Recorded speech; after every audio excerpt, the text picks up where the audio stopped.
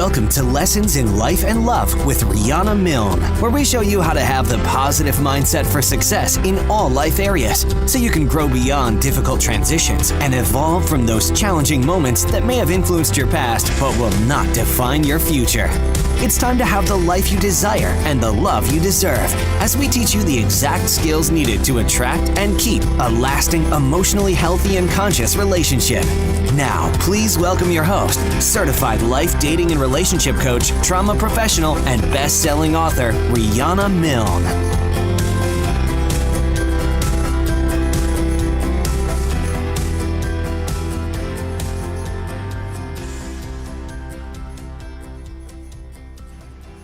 Hello, everyone. Happy Monday. Welcome to show number 30, the big 3-0 of Lessons in Life and Love.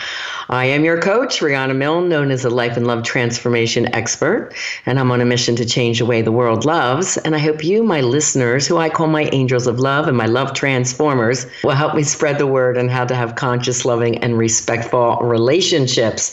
Tonight, we're going to go into part 2 of positive parenting techniques, raising confident and successful kids. This will be a 3 or 4-part series because it's really important. Of course, you know, I'm the expert in helping adults who are successful in business but struggle in love. I also work with a lot of teenagers going through transition from high school to college to the workforce. But if we can raise confident kids from the very beginning, then the job will be so much easier and you will be a much more confident and happy adult. So let's start, if you are parents, by helping to raise great kids. If you're grandparents, this will help too. Tonight, we're going to go into the positive behavioral chart and raising kids from birth to 5 and 5 to 15. So we have a lot to cover, and I'll get through as much as I can. As always, I'm here to teach you the exact skills you need to have a fantastic life and attract and keep a fabulous partner, no matter your age, whether you're a man or a woman, straight or LGBT, or if you're single or in an exclusive relationship, so that you can have the life you desire and the love relationship that you deserve. Please take advantage of me being live on radio on Bold Brave Media Global Network, because you can call in and talk to me free of charge. And the number is 866-451-1451. That's 866-451-1451. And I'm on for the hour, 6 to 7 p.m. Eastern Time. Just have your question ready to give to my show engineer when you call in. And if you'd like to meet with me personally, do apply for a free Life and Love Transformation Discovery Session simply by going to my website, rianamilne.com. Fill out the pop-up form and tell me your story. Remember to listen to all my past podcast shows on my website, lessonsinlifeandlove.com, to get an education that builds your knowledge in both life and love skills. Also, I am covering parenting very heavily, all starting last week and all this week on Alexa, the daily flash brief. It's called the Daily Lessons in Life and Love. So look that up, and you don't even need an apparatus. You can just use your app on your phone, look up Alexa, download it, and then look up the skill, Daily Lessons in Life and Love. Hit activate, and you get your skill every day. How easy is that? And you can find me also on iTunes, Spotify, Stitcher, Spreaker, iHeartRadio, Google Music, and your other favorite podcast apps. And if you hear something you know will benefit a friend or a loved one, please do be an angel of love and share the show link and leave a comment and a 5-star rating when you're on there. Us podcasters live for that, let me tell you something. All right, so we're going to start here. And again, if you have any questions or struggles with your child or your teen, call in and talk to me. This information I'll be sharing is from 2 of my books. The first one is Live Beyond Your Dreams, From Fear and Doubt to Personal Power, Purpose, and Success. And you can download free chapters from this book on my website, rianamilne.com. And you also see the love book there, so download those free chapters as well. And I am reading from my research that I did for my master's thesis. It's called Increasing Self-Concept and Developmental Assets in Adolescents Using Behavioral and Psychoeducational Interventions. And I wrote this in year 2000. It's about 150-page, 88 professional sources. And when you write a thesis, it is donated to science. And I have discovered if you put that title in to Google search, it's now written in about 14 different languages. So my research research is out there, and I'm sure being used in many other books and research reports, which is really exciting. So you can see I do specialize in this work of helping kids become the best that they can be, starting from young children all the way up to adolescence and then college age. And I was just on with one of my moms today. Her daughter, who's 18, is finishing up my program, and she excelled so much. Her mother is thrilled with her she goes a 360-degree turn in attitude, happiness factor, direction in life. She was going to college very anxious, didn't know what she wanted to study, wasn't happy about being in college, angry at mom and dad, didn't like the boyfriends of mom, just 100 different things going on. And really, it was a lot of unconscious emotional triggers coming up due to abandonment because she had some of the childhood traumas. And one of the most important ones, she was an adopted child. And there's a lot of abandonment issues going along with that. She now is just thriving. She has her dream job, but that has to do with her new major at her university that she's transferring to. And she's just happy and really, really excelling. This stuff works. I can tell you. That's why I'm so excited about sharing parenting with you. There's so much more, of course, than I can do on a podcast hour, but we will get started. Today's show is being brought to you by Audible. Audible is offering our listeners a free audio book with a 30-day trial membership. Just go to audibletrial.com/Riana and browse the unmatched selection of audio programs. Download a free title and start listening today. It's that easy. Go to audibletrial.com/Riana. Last week, I shared a little bit of the history about how I found the Doman Method of Education when I was pregnant with my two daughters, who are now 35 and 36. And I was very excited about what I read. And I said, I am going to do this, and I am going to do it right and well and see what happens. And my girls were reading before kindergarten. They were reading by the age of 2. They were doing simple math problems. I did put them also in Montessori school at age 3. And I think that really helped to excel what they have already learned from me, mom, and just the way I raised them. So I do use examples in my book, but I also, when I say my kids, I also had tons of kids in the schools. I was a SAC counselor, student assistance counselor, where we helped with the emotionally upset kids. So anybody that was bullying or being bullied, the ADHD kids labeled as oppositional defiant. Most often these kids came from traumatic-based homes, and when I could get them to settle down trauma in their brain and their body by doing simple meditation, music therapy, play therapy, the positive behavior charts, which I'm going to talk about tonight. This was back in 2003, 4, 5, 6, when meditation was even heard of about doing it in the schools, but I was doing it in Miss Riana's relaxation room. That was the name of my office. If the kids were in trouble, they come down to my office and they go back totally different kids. And the teachers loved the different strategies that I did with my students. And that was from grades kindergarten all the way through college. I worked at Rowan Student Counseling Center as well. Let's continue. And this is chapter 9 for parents, raising successful children and teens by teaching the Watch Me motivational mindset for success. That's the name of the chapter. So it's a whole chapter on parenting. I wanted to go into parents who force their children to do anything are harming their mental well-being, and those who try to live their lives vicariously through their kids or who look for personal self-esteem through their children's accomplishments are causing them great harm. Of course, I love to see my own daughters succeed, and when Alexi told me she wanted to quit singing in 2004 and focus on acting and modeling instead, it nearly broke my heart. After all, we'd been through a lot together to get her singing career off the ground. She was on 3 multi-platinum CDs with the top singer of their time and traveled the world on world tour. So she was doing really well with it. It's not like she wasn't doing well, but I would never force her, and I said I respected her decision.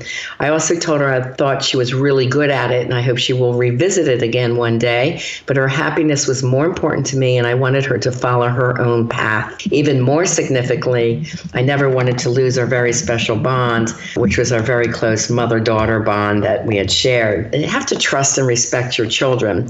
We have to be real with them and talk openly about our feelings, apologize to them when we make a mistake, and treat them like the treasures that they are.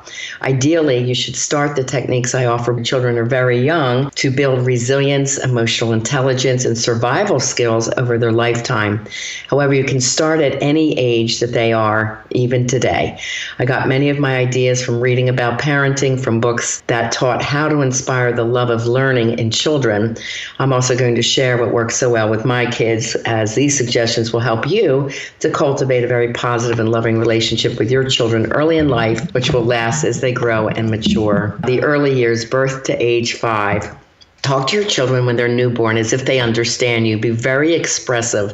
The more you talk to them, the earlier they will start talking, and they'll understand more. Even if they don't know what the words mean, seeing your facial and body language as you speak them will help them to understand you much earlier. 2, play lots of music in your home and watch TV rarely. Dance and exercise to music with your baby. Sing, laugh, and play together with educational games and toys. Put your children in a playpen very rarely. I used to use playpens for kids' toys, not the kids. Buy them chairs and swings that move to encourage exercise and movement to music. 3, take them out daily for walks and exploration. Talk to them about what you see, the flowers, trees, birds, animals, and everything. Babies' brains are like sponges. They learn so much and grasp everything. Instill a sense of adventure. Take them shopping, to nature parks, for car rides, and to the beach. Act as if they're much older, not infants who don't know anything. The more you talk, the more quickly they will learn and talk back to you. 4, read to them a few times a day with a dramatic and excited voice. They will learn that reading is a fun game and an exciting thing to do. 5, read the many books offered from the Doman Method of Education. I read several of the books, again, when I was pregnant 36 years ago. They were about teaching children who had brain damage how to learn. Their methods worked so well with these children that they began using methods with normally functioning children. Use your computer search engine to get the most up-to-date information on this method of learning. In 1982, there was no computers, of course, and what I read made sense to me, so I gave their methods a try. Back then, I went to the Better Baby Institute. Now it's called the Institute for the Achievement of Human Potential. And the training center headquarters was in Winmore, PA, outside of the town where we were living, which was Huntington Valley, Pennsylvania. I bought the supplies and books that they suggested, and you can buy them online today at iahp.org. I purchased the Math Dot cards, reading strips with words printed in red, and cards with inventors' pictures on them of scientists. They said to treat learning like a game, to start slowly and simply and give lots of praise for any learning or repetition that the child does.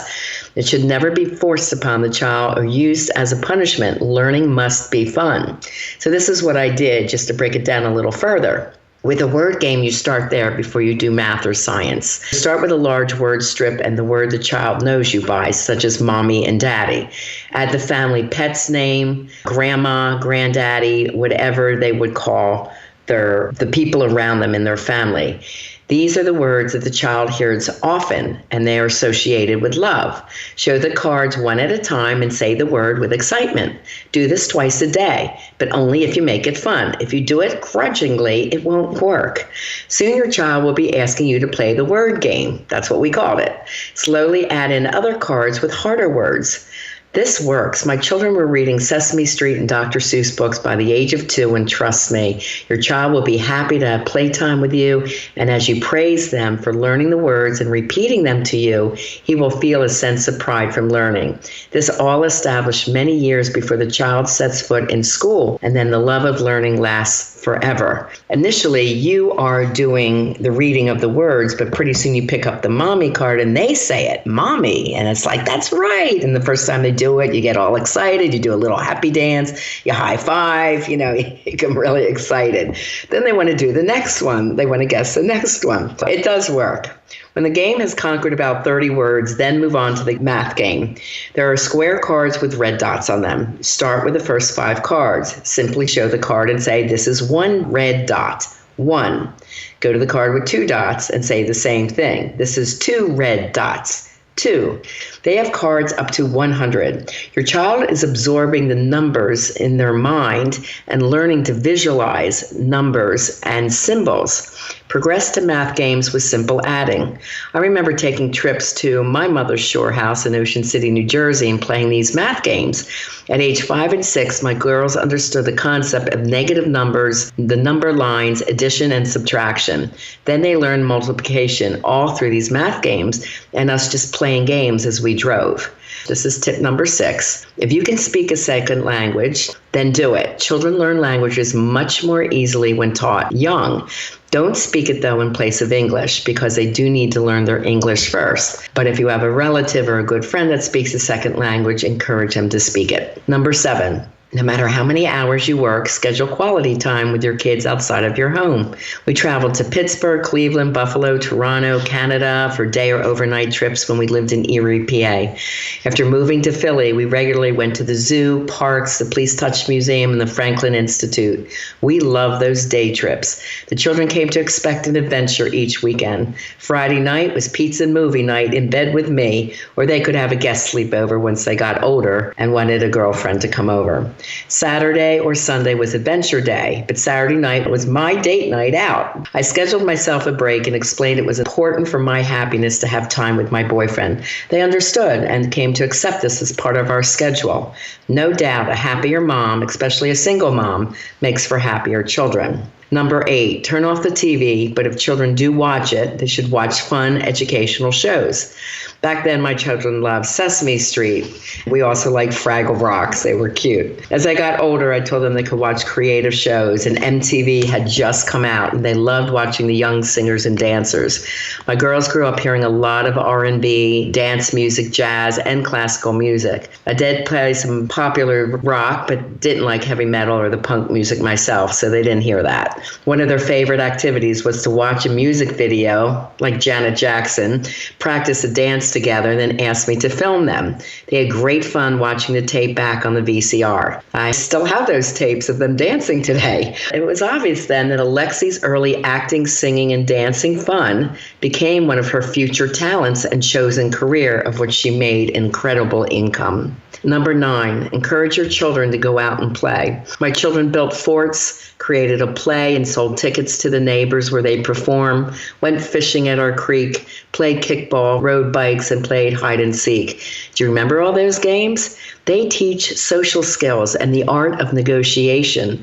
If kids try to cheat or got out of line, the group would encourage them to knock it off, and they did.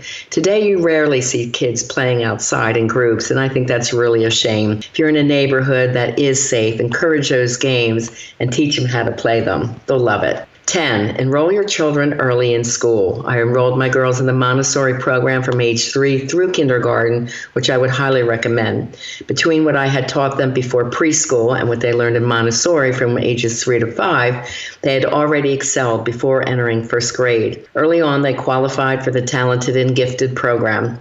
All it took was my time and dedication to my children's future growth. What you do from birth to age 5 is critical in establishing your children's future success. Those who think learning begins with kindergarten are really hampering their child's intellectual progress and future success. How do you handle the temper tantrums in such young children? Let's talk about that a little bit. We want to know the cause of the outburst. It could be hunger, emotional overload, fatigue, or their frustration at not being able to tell you why they're upset. All parents have been in the grocery market when their child has had a tantrum. I think it's part of parenthood, and it's frightfully embarrassing. Try to have someone watch the kids when you shop, or choose to shop early in the morning when they're at their best. Have them help you look for things. Talk to them constantly and ask their opinion. All this helps to keep them occupied. If the child still breaks down, stay calm and leave the store if you can, or just continue through the checkout line as you pray for peace. Talk slowly and quietly, as sometimes they stop so they can hear you. Take comfort in knowing that all moms and dads have been through this. Let's jump to age 5 to 15 and continue talking about positive parenting. It is said from birth age to 11, a child's basic personality and ability to learn and succeed has already been established. These are definitely critical years. As a single young mom who was forced to pay child support on a very limited income, I had to work several jobs and lots of hours to make ends meet. Nonetheless, I still scheduled our quality time, and I made sure to emphasize the following. 1, traveled. We traveled every year to New York City to see at least one Broadway show. I wanted my daughters to see different parts of the world so they would not be afraid to move wherever they chose to. I let them choose our trip and plan it. When I bought a timeshare, I had the children pick their trip first. Alexi chose Hawaii and Stefana wanted to go to Paris. We did travel to both of those places, as well as Key West, Cancun, Monte Carlo, Nice, Saint-Tropez, several American cities by the time they were 16. For Steph's graduation gift, I bought her a 7-country tour of Europe that included London, Venice, Florence, and other cities. I remember her telling me, "Mom, you've got to see Florence and Venice. You'll absolutely love it." And actually 3 years ago, I got to do my Venice trip. So they were traveling to more cities than me when they were in their 20s, and that's what I wanted for them. As soon as Alexi started singing and touring at age 19, she went to South Africa, Paris, Amsterdam, Italy, Germany, Sweden, Tokyo, and over 30 other countries on tour. When she arrived in Africa and got upon the tour bus to leave, several children were very hungry and starving, and she said a little prayer in her head. She goes, "I will be back to help you." And at age 20, she actually started her charity, EPIC, Everyday People Initiating Change. And today, she and her best friend, Tennille Amour, another singer, have put 14 water wells in Tanzania. Again, this program teaches your kids to go for their dreams. At age 22, Steph became a flight attendant and worked her way up to become a supervisor and trainer with JetBlue Airlines. So I guess I instilled the love of travel and adventure in both of them. I recently had taken my girls to Greece to learn about their heritage. They're half Greek. I had promised them the trip when they were young, and I could finally give it to them. We visited the land of Crete and the city of Athens, and they were so thrilled to see the amazing history of the Parthenon. I'm proud to say they each have been to more countries than I have in the ages of 22 and 23. Second, classes and sports. Enroll them in various classes in individual sports like art, dance, music, theater, karate, tennis, golf, and other things. Encourage activities beyond the school so that they have an opportunity to learn to make other friends of different ages. Introduce each class for a period of time. If they don't enjoy it, don't push it on them. Encourage them to continue for a while, but if they've seen unhappy, introduce something new. It is important that I have at least one activity outside of school. Number 3, honesty. Teach children early on not to lie. Children lie because they're afraid to tell the truth. I taught my girls if they told me the truth, they would not be punished when they made a mistake. I expected them to apologize for their mistake, and then we would talk about the lesson that they learned. I had told them repeatedly that we all make mistakes. I do, and they will too. The important thing is to be honest about it and learn from it. Before starting this method, they were quick to blame each other for a mistake made. They were only a year apart, and they tried to get each other into trouble as little kids. When I started this method, I remember Steph trying to make eggs in the microwave on a Sunday morning. She dropped the bowl on the kitchen floor and it broke. Instead of blaming her sister, she came running in to wake me up to tell me the truth and that she had broken a bowl and things were all over the floor. She was very proud that she told me the truth, and I calmly said, "Don't worry, baby, I got it.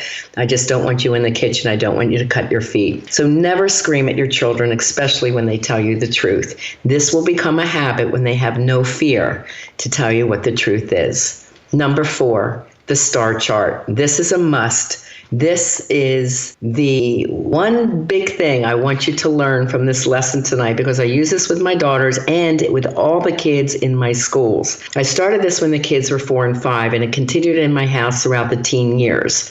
The chart shows 5 chores I wanted each of my girls to do without me needing to remind them. If they did their chores each day, and it was only 6 days of the week with 1 day off, they got a star in that row. At the end of the week, if they reached 24 stars, they got a reward of their choice. When they were younger, for a period of time, it was picking out a new Barbie doll outfit. The item shouldn't cost a lot of money, and the reward could be also a family outing to go to a movie, bowling, a day at the zoo, and so on. They don't need to be perfect, as we aren't as adults, so they can miss a few stars. That's why getting 30, which would have been perfect, was not important. The secret behind the chart is that it needs to be positive and not negative in any way. I explained to my girls that adults go off to their jobs every day, and their job at their age was to do well at school. Then, when we were all home, we work as a team to keep our house working well together as a family team. We all have a part, and we count on each other, and all our parts are important. This teaches your children responsibility and respect for their abilities to help out, and that they are an important part of the family, and that you expect them to excel and participate. What you do is you just take simple line paper, and across the top you put Monday through Saturday. Sunday was our day off. And then down the left side you put your 5 chores. Now these can change between summer and winter, and they also change with age. You certainly wouldn't have a young son cut the yard, but age 12 and 13, that may be on the list. When they were young, I had feed the dog, make your bed, set the dinner table, pick up your toys, do homework, and be respectful. Those were the things that I just use as an example, and they can change. These are things that you want to work on. Instead of nagging or yelling at your kids, you put them on the chart. You're aiming for 24 stars, and if they do that, they know what the reward is that they're getting. If they don't make at least 18, there is a discipline, and they would know what that is. As you're sitting down to explain the chart to them, you give them the details, and just the brief abbreviation is on the left side. Example, make your bed each day as you wake up before school. Help set the table with the silverware and plates, and bring your own dishes over to the sink when you're done with your dinner. And all I have is set the table, but now they know exactly what you're looking for. So explain that. Chores should be age appropriate, and for teens, you could call it an allowance chart, and the jobs could be as follow. Once a week, do your laundry. Vacuum on Wednesdays, clean your room Friday afternoon before the weekend, cut the grass on Saturday, take out the trash on Tuesday, and empty the dishwasher on Monday. Let your teen choose the day for each chore, if appropriate. Friday should be called payday. The chart should run from Friday to Friday. Mark the chart at the end of each day so the child sees his progress, and the parent won't forget if the chores were done. This way, a teen earns his allowance money by the weekend and will not ask you for money to go to the movies or buy CDs. Okay, they used to go out and want to buy CDs.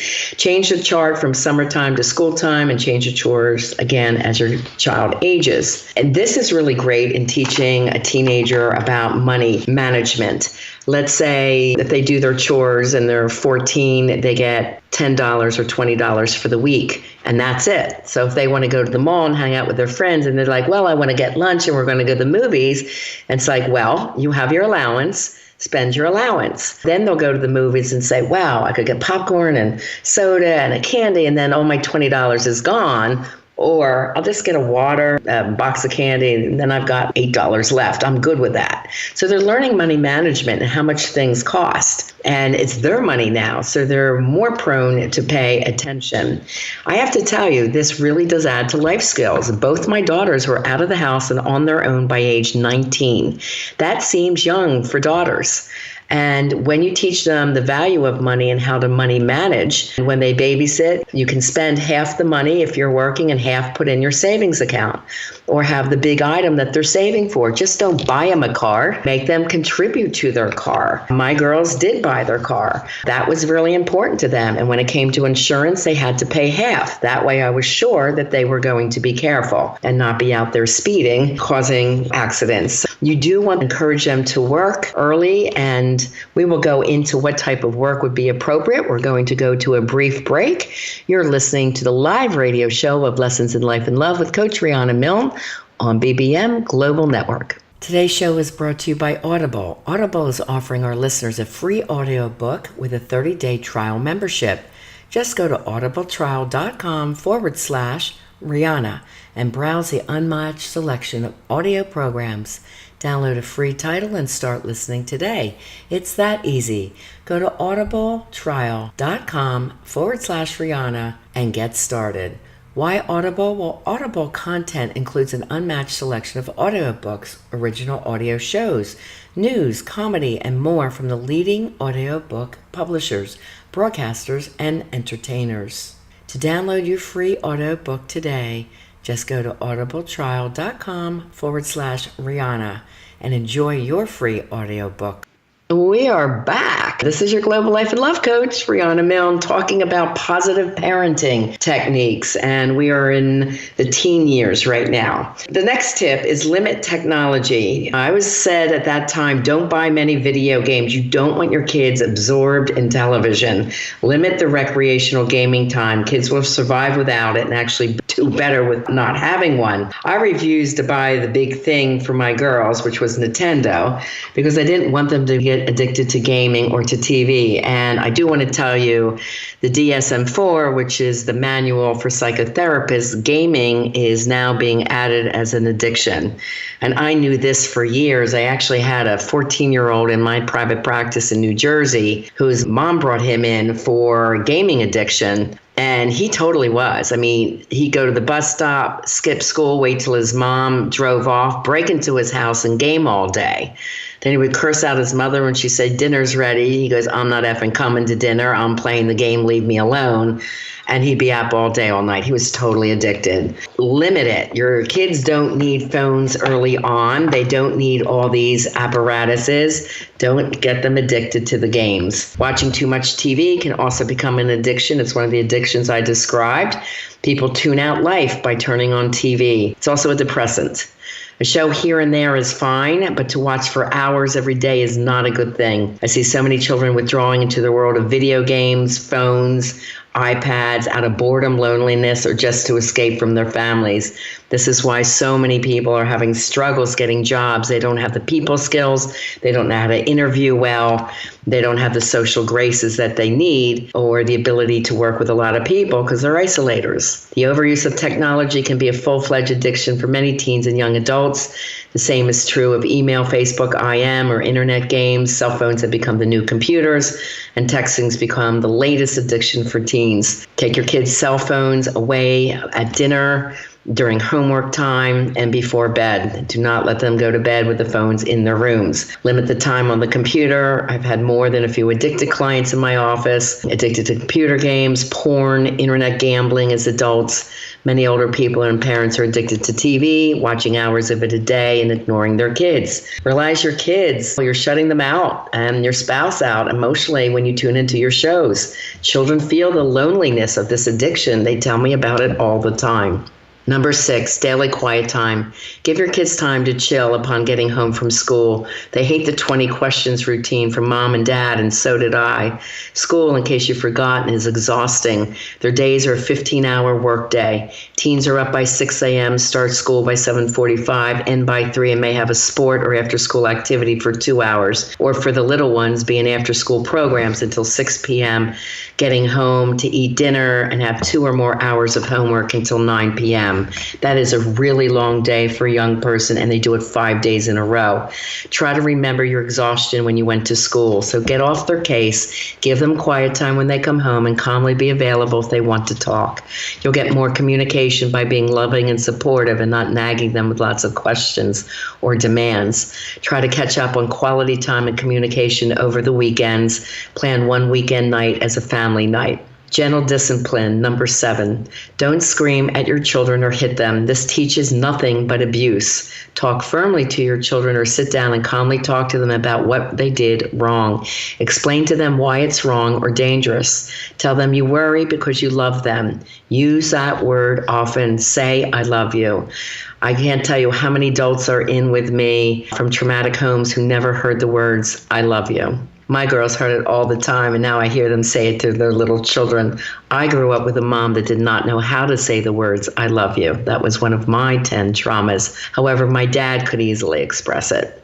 Children should know ahead of time the consequences for a rule broken. Both the consequences and the reward should be displayed near the star or allowance chart. Remove a privilege for a week if they did not receive 18 of their 30 stars. It's only a week of discipline, not months at a time. Participation in business. This is number 8. Ask your teens to help you in business. I often ask my daughters about the music I should use in fashion shows when I had my model and talent school from age 26 to 36 years old, how to choreograph a certain dance routine for my models, or what logo or slogan I should use on a brochure. Give them a choice about what promotional idea may work and ask them why they think that one they picked will work.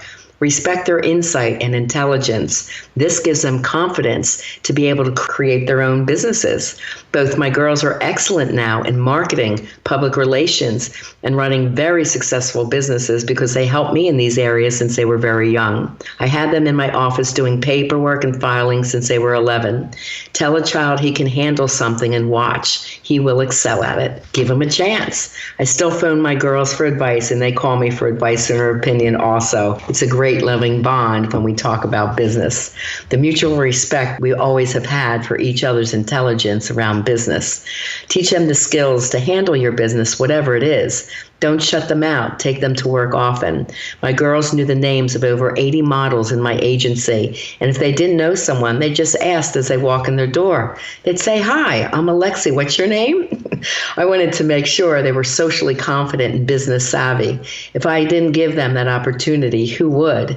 What you teach them from birth through age 15 is what they will carry with them the rest of their lives. My daughter Alexi chose not to go to college as she had this singing career in front of her at age 17, 18, and 19. And she landed the position of a manager at a very upscale lounge in New York City, earning $40,000 a year at age 21. With her confidence, business savvy, hard work ethic, and ability to learn, she excelled at that position. She beat out numerous college graduates with either a BA or MA for the position. And this was a company called Midnight Oil, run by Randy Gerber, Cindy Crawford's husband. And Stefana, at the age of 19, was a manager of a large, successful restaurant in Santa Barbara, California, where she went to school. She started there as a waitress. Within a couple months, she was promoted to manager of that restaurant and earning a fabulous salary with only 2 years of college. She went on to work for Midnight Oil also in their New York City corporate office, where she managed the inventory for over 23 upscale restaurants and lounges. Sending your child to college is not a sure avenue to success, but teaching them the important watch me life skills is essential to their success over their lifetime, no matter what they choose to do in their career. Years later, I remember after Alexi was putting water wells in, she thought, maybe I'll go for a water engineering degree, and went into Hunter College.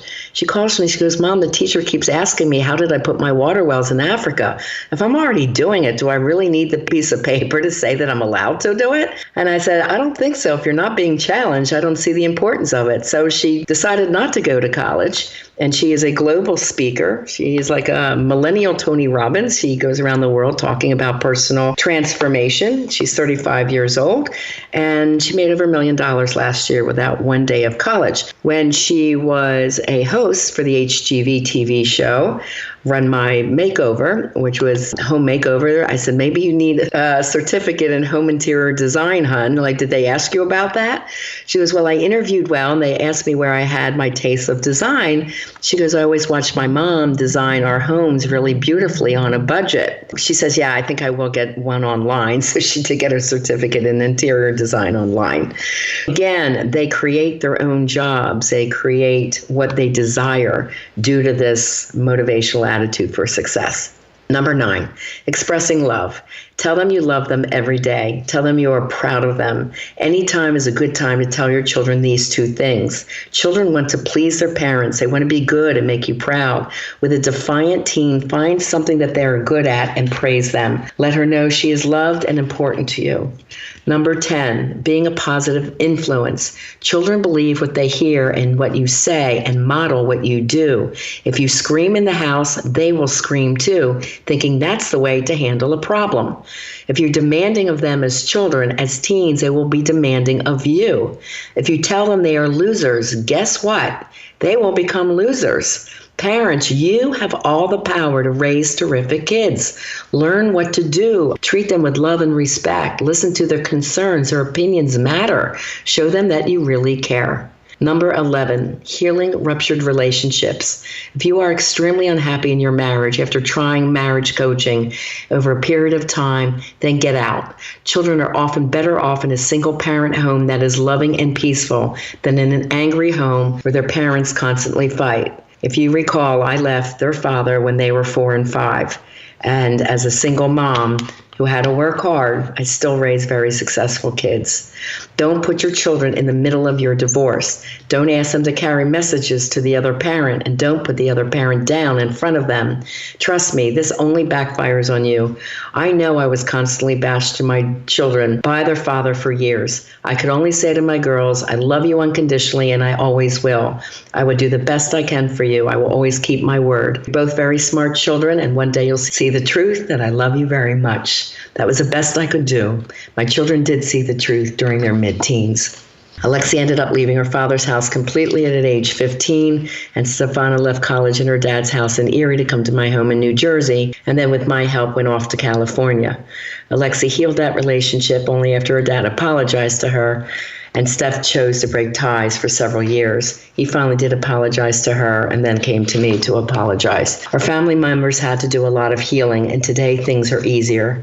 But be the parent, admit your wrongdoing, and make peace with your children.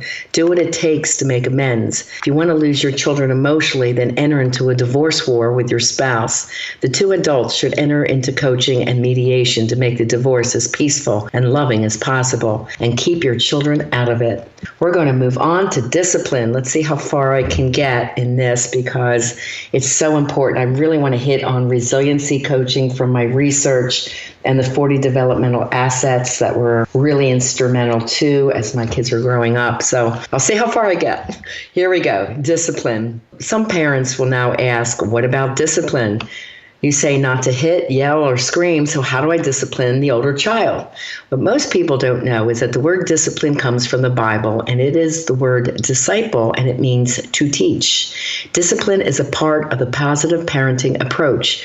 We do need to teach our children self-control and to make wise choices as they age. Discipline teaches children appropriate behavior and important values, and it corrects a child's misbehavior or mistakes. Effective discipline helps children learn how to do the following: exercise self-control at school and at home, be responsible for themselves, respect limits and boundaries of adults and peers, make decisions that are in their best interest but don't violate others, acquire a sense of security, and understand the consequences of bad behavior.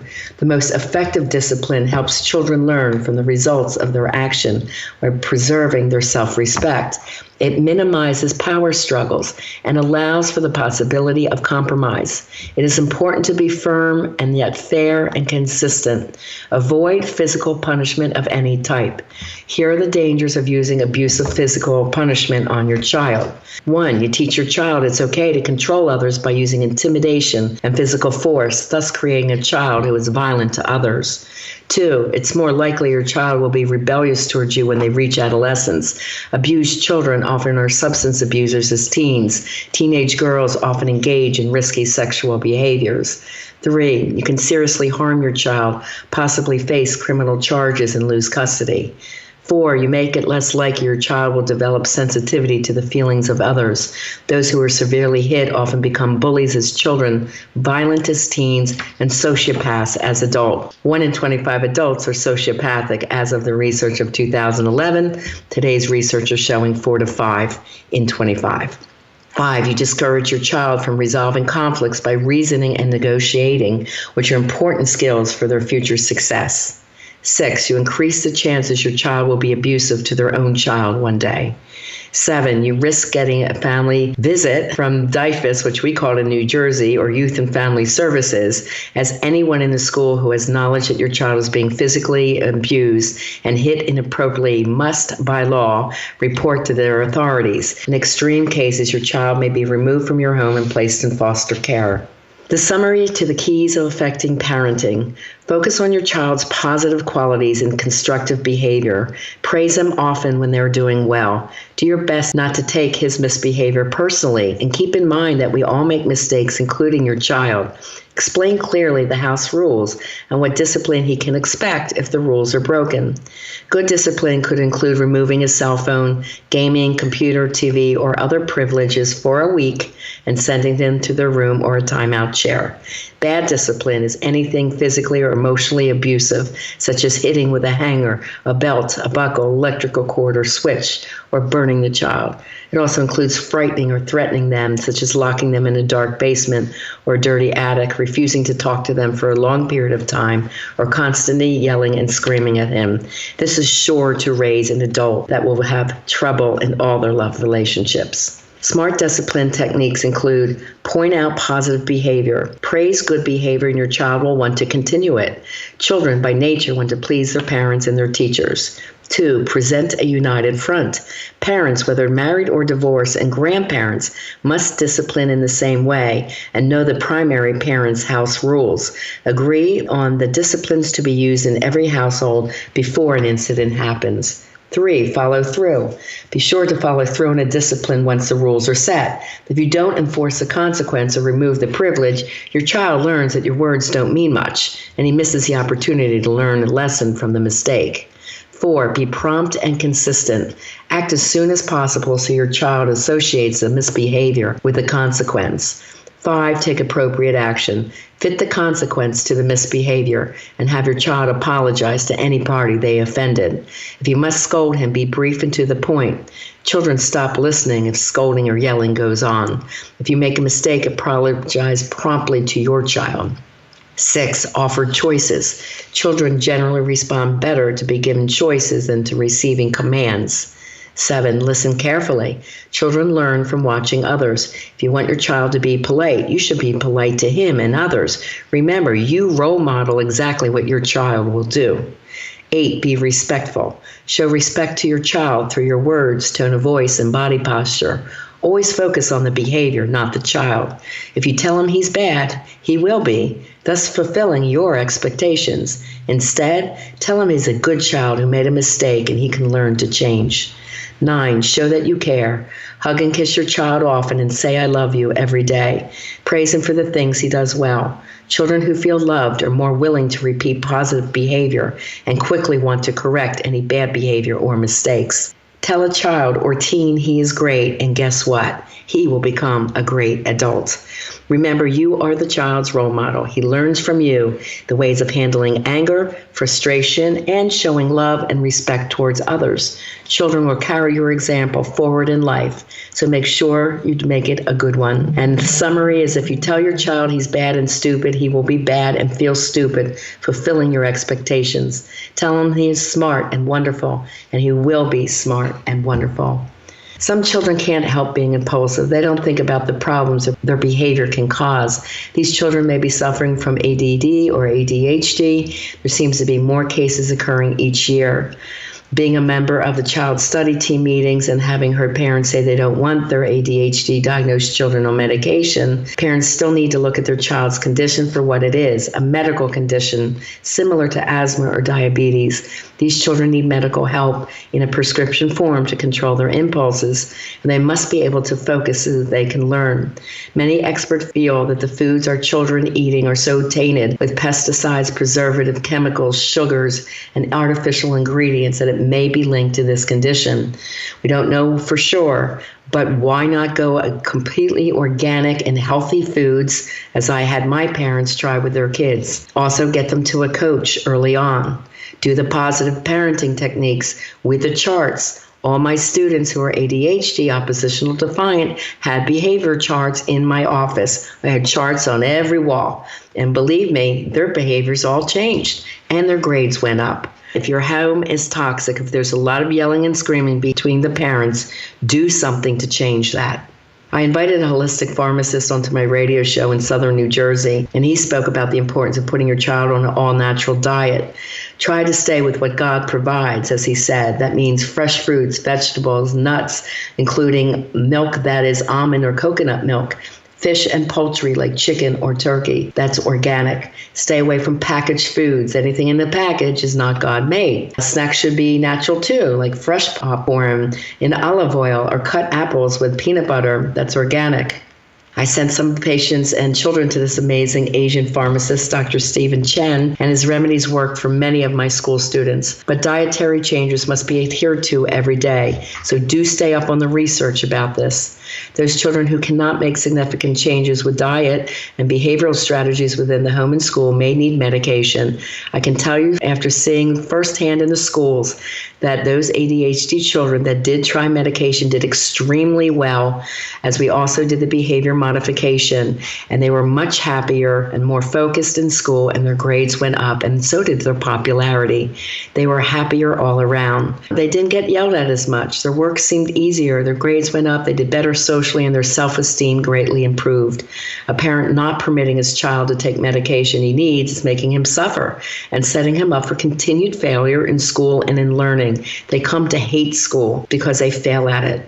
Sometimes a parent's ego does not want to admit that his child is ADHD, but the loving parent wants what's best for their child. If you have a child whose teacher or counselor is suggesting he get a medical review for ADHD, please do get them to the doctor. We see your children for 7 hours, 5 days a week, so we know them well and we can see that they're struggling.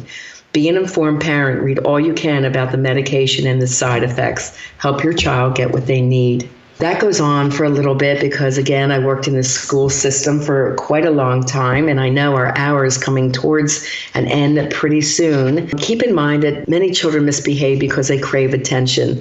Instead of paying attention to their bad behavior, find something good so that you can praise them. This is the theory behind the star chart in my SAC office. And what they did when they ran down and they had a good day, they could put a star on their chart, and when they had 4 good days in a row, they got to go into my treasure chest and pull out a prize.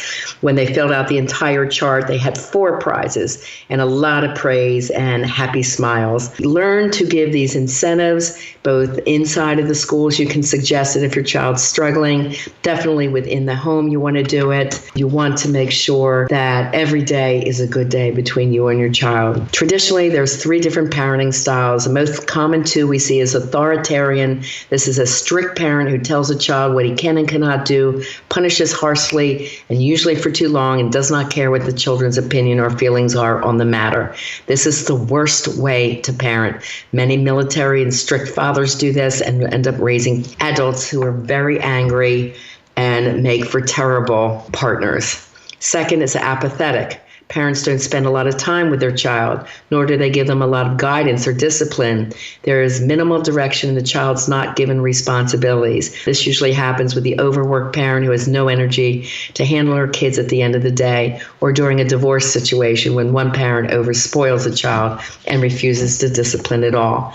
That's going to be a child that is not ready to be launched into the world because they have not learned responsibility. We are going to have to stop there. I hope you learned a lot. If you did, please leave a comment and 5-star rating. And next week, we will continue part 3 of positive parenting. I'm going to go into my research on resiliency and the 40 developmental assets and some other things that I used in my research that is now around the world. All right, so join me next week at 6 p.m. on Bold Brave Media, and do reach out and give me your questions or comments and Lessons in Life and Love show at gmail.com. And if you do want that Life and Love discovery session around parenting or anything else you're struggling with, just go to my website, rianamilne.com. Okay, Transformers, be sure to join me next week, 6 p.m. on BBM Global Network. And as always, I am here to help you have the life you desire and the love that you deserve. God bless and have a fabulous week.